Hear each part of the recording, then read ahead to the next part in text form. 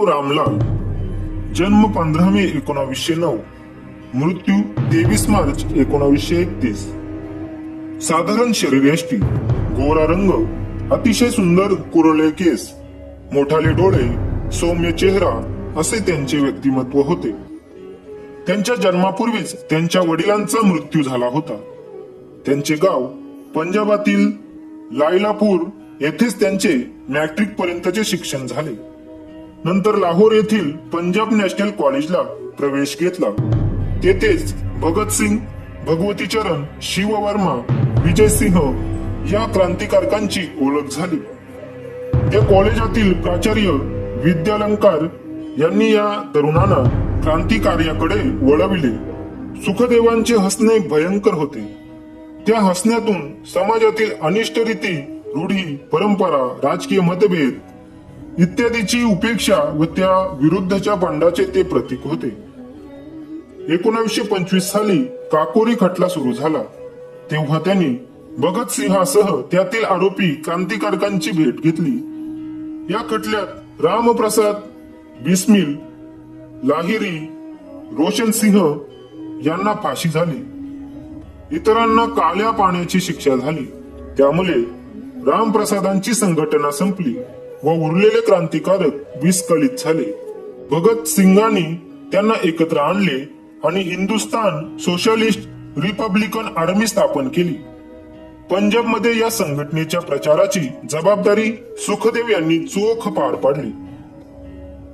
असेंब्लीत बॉम्बस्फोटात भगतसिंग व बटुकेश्वर दत्त पकडले गेल्यानंतर संघटनेची सर्व कामे सुखदेव यांनी पार पाडली.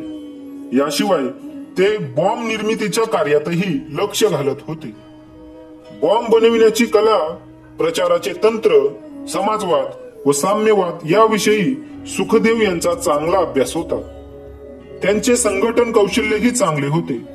एकदा ते तुरुंगात असताना त्यांनी अन्न सत्याग्रह सुरू केला. 10 दिवस झाले.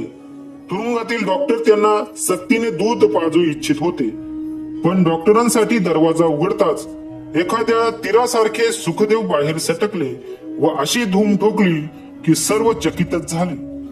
10 दिवसांचा अन्न त्यागानंतरही असे पळणे पाहून अधिकारी चकितच झाले.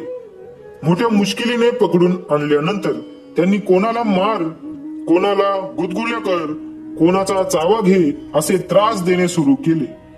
मग अधिकाऱ्यांनी त्यांना खूपच मारले. केंद्रीय व्यवस्थापन समितीने क्रांतिकारकांवर होणाऱ्या अत्याचारांची दखल घेण्याचा ठराव केला व जनतेने राजकीय कैद्यांचे अत्याचार संपवण्याची शपथ घेतली. हे जाणून मगच त्यांनी उपोषण संपविले. त्यांनी लहानपणी आपल्या हातावर नाव गोंदवले होते. त्यांना पकडण्यासाठी ओळखीची ती मोठी खून ठरू शकते हे जाणून ती नष्ट करण्यासाठी हाताला ऍसिड लावले. हाताला जखमा झाल्या, ताप आला, पण त्यांनी हो की चू केले नाही. आपली सर्व कामे ते स्वतःच करत होते. त्यावर औषध न लावता वेदना सहन करत होते. तशाच स्थितीत ते लाहोरला गेले. लाहोर येथील काश्मीरी बिल्डिंग मध्ये 4 खोल्यांतून त्यांनी बॉम्ब बनवण्याचा कारखाना सुरू केला होता. सर्व साहित्य आणून बॉम्ब बनवले सुद्धा होते, पण तेथेही फितुरी आडवी आली. 15 एप्रिल 1929 रोजी पोलिसांनी इमारतीला वेढा घातला.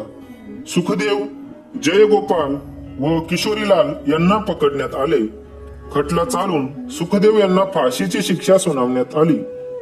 23 मार्च 1931 रोजी लाहोर तुरुंगात भगतसिंग, राजगुरू यांच्या बरोबरच सुखदेव यांना फाशी देण्यात आली.